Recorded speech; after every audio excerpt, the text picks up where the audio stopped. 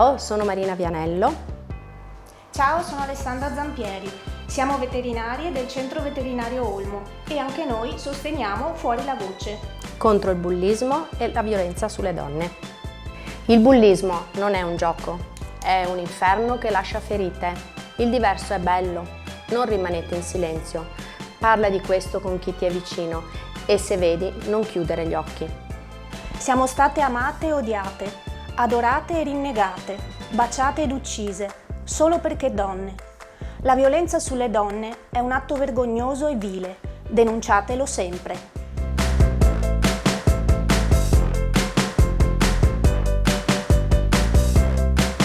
Ti aspettiamo il 29 novembre a Ca' della Nave per l'evento di Fuori la Voce.